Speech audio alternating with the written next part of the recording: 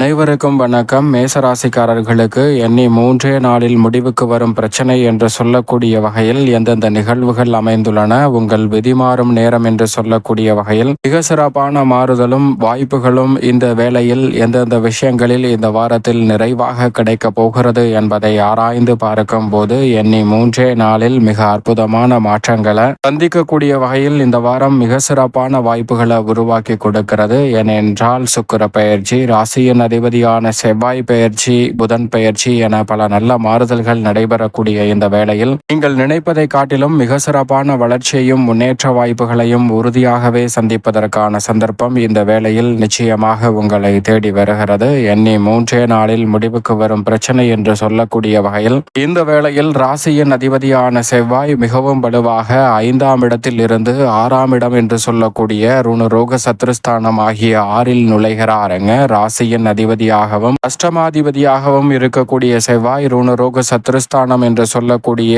6ஆம் இடத்திற்குள் வருவது அமோகமான வாய்ப்பையும் சந்தர்ப்பத்தையும் ஏற்படுத்தி கொடுக்கும். ஏனென்றால் நீங்கள் நினைப்பதை காட்டிலும் மிக சிறப்பான வளர்ச்சியையும் முன்னேற்ற வாய்ப்பையும் ஏற்படுத்தி கொடுக்கக்கூடிய வகையில் பல்வேறு வகையான நெருக்கடிகள், சிரமங்கள், தடைகள் போன்றவற்றை விலக்கி முன்னேற்றத்தையும் வளர்ச்சியையும் நிறைவாக ஏற்படுத்தி கொடுக்க போகிறார். நீங்கள் எதிர்பார்ப்பதை காட்டிலும் ராசியின் அதிபதியான செவ்வாய் 6ஆம் இடத்திற்குள் நுழைவதால் அமோகமான வாய்ப்பு என்று சொல்லக்கூடிய வகையில் பல்வேறு வகையான காரியங்கள் உறுதியாகவே காரிய தடையின்றி சிரமமின்றி எளிதில் கைகூடுவதற்கான சந்தர்ப்பம் நிறைவாக கிடைக்க போகிறது.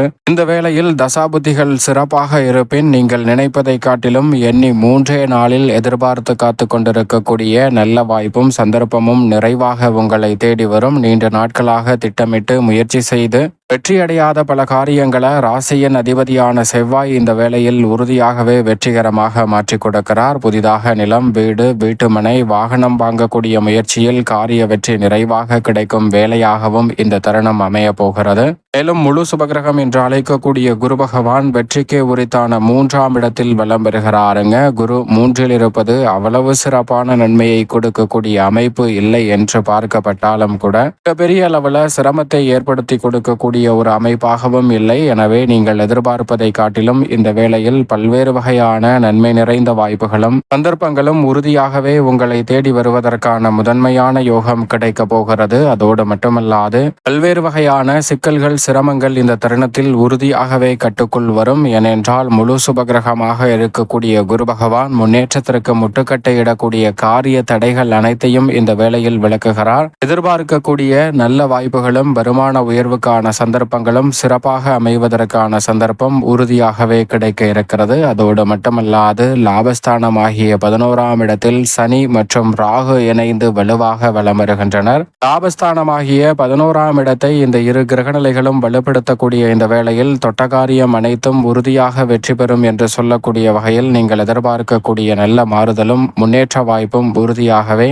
மிகவும் சிறப்பாக இந்த தருணத்தில் சனி மற்றும் ராகுவின் அமைப்பால் மேசராசிக்காரர்களுக்கு கிடைக்க இருக்கிறது. ராசியின் நீச்ச அதிபதி மிக வலுவாக லாபத்தில் வக்ரம் பெற்றிருக்கக்கூடிய இந்த வேளையில் தடை தாமதம் என்று இருக்கக்கூடிய உத்தியோகம் மற்றும் தொழில் ரீதியான பணிகளில் மிக சிறப்பான முன்னேற்ற வாய்ப்புகளை எண்ணி மூன்றே நாளில் சந்திக்கக்கூடிய வகையில் பல நன்மை நிறைந்த வாய்ப்புகளும் சந்தர்ப்பங்களும் உறுதியாகவே உங்களை தேடி வருகிறது. எந்த ஒரு காரியத்தை திட்டமிட்டாலும் அதில் இருக்கக்கூடிய தடை தாமதங்களை தகர்த்தறிந்து முன்னேற்றம் நிறைந்தவையாக மாற்றிக்கொள்ளக்கூடிய சந்தர்ப்பத்தை நிச்சயம் சனி மற்றும் ராகு ஏற்படுத்தி கொடுக்கின்றன. தொழில், உத்தியோக ரீதியாக புதிய வாய்ப்புகள் உங்களுடைய விதிமாறும் நேரம் என்று சொல்லக்கூடிய வகையில் மிகவும் சிறப்பாக அமைவதற்கான சாத்தியக்கூறுகள் நிச்சயமாக உண்டு. பூர்வ புண்ணிய ஸ்தானம் என்று சொல்லக்கூடிய 5இல் மோட்சக்காரகராக கேது இருப்பதால் எதிர்மறையான சிந்தனைகள், கற்பனையான பயம், எதிர்காலத்தை பற்றிய அச்சம், குழப்பம் போன்ற அனைத்துமே நீங்கி மிக சிறப்பாக தெளிவுடன் செயல்படக்கூடிய வகையில் நல்ல வாய்ப்புகளும்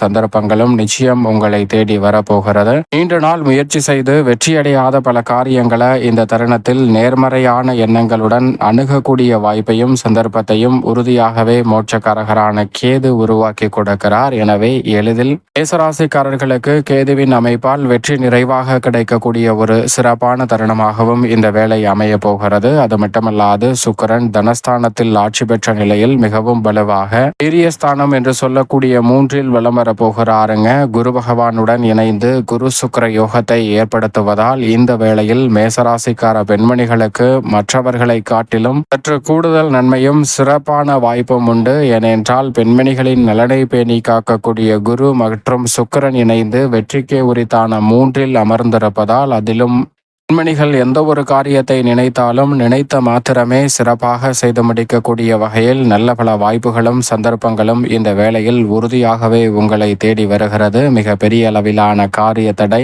சிக்கல், சிரமம் என அனைத்தும் விலகி நீங்கள் எதிர்பார்க்கக்கூடிய முன்னேற்ற வாய்ப்பை உறுதியாக சந்திப்பதற்கான நல்ல யோகம் நிச்சயமாக இந்த தருணத்தில் உங்களை தேடி வந்திருக்கிறது. சரியாக பயன்படுத்திக் கொள்ளுங்கள். அதோடு மட்டுமல்லாது மிகவும் வலுவாக இந்த வேளையில் உஷ்ண கிரகமாக இருக்கக்கூடிய சூரியன் சுகஸ்தானம் ஆகிய 4ல் வலம் வருகிறாருங்க. ராசியின் ராஜ யோகாதிபதியாகவும் உச்ச அதிபதியாகவும் இருக்கக்கூடிய சூரியன் சுகஸ்தானம் என்று சொல்லக்கூடிய 4ஆம் இடத்தில் சஞ்சரிப்பது பல வகையில் நன்மையையும் முன்னேற்ற வாய்ப்பையும் உறுதியாகவே ஏற்படுத்தி கொடுக்கிறது. பொருளாதார ரீதியான சிக்கல்கள், சிரமங்கள் போன்றவை விலகக்கூடிய வகையில் எந்த ஒரு காரியத்தை கையில் எடுத்தாலும் அதில் சிறப்பான வளர்ச்சியையும் முன்னேற்றத்தையும் உறுதியாக சந்திக்கக்கூடிய வகையில் இந்த வேளையில் பல்வேறு வகையான காரியங்கள் எளிதில் கைகூடுவதற்கான சந்தர்ப்பம் நிச்சயம் நிறைவாக கிடைக்கிறது. ஆனால் அதே வேளையில் மேசராசிக்காரர்கள் இந்த வேளையில் உடல்நல ஆரோக்கியம் சார்ந்த விஷயங்களில் கூடுதல் கவனத்துடன் இருங்க. அது மட்டுமல்லாது எந்த ஒரு பணியை மேற்கொண்டாலும் அதை திட்டமிட்டு நுணுக்கமாக செயல்படுத்த முயற்சி செய்யுங்கள். ஏனென்றால் சூரியன் அஷ்டம ஸ்தானம் அதே போன்று அர்த்தாஷ்டகஸ்தானம் போன்ற இடத்தில் அமர்ந்திருக்கும் போது சற்று அலைச்சலை ஏற்படுத்துவார். எனவே இந்த வேளையில் நன்கு திட்டமிட்டு செயல்படுவது அலைச்சலை குறைத்து நன்மையை நிறைவாக உறுதியாகவே இந்த வேளையில் மேசராசிக்காரர்களுக்கு பெற்றுத்தரும். எனவே சரியாக பயன்படுத்திக் கொள்ளுங்கள். அதோடு மட்டுமல்லாது இந்த வேளையில் வித்யாகாரகன் என்று அழைக்கக்கூடிய புதன் ஆட்சி பலத்தை இழந்து மிகவும் வலுவாக சந்திரனின் ஆட்சி வீடான 4ஆம் இடத்திற்குள் நுழைகிறார். அங்கு சூரியன் வலுவாக வெற்றிருக்கிறார்.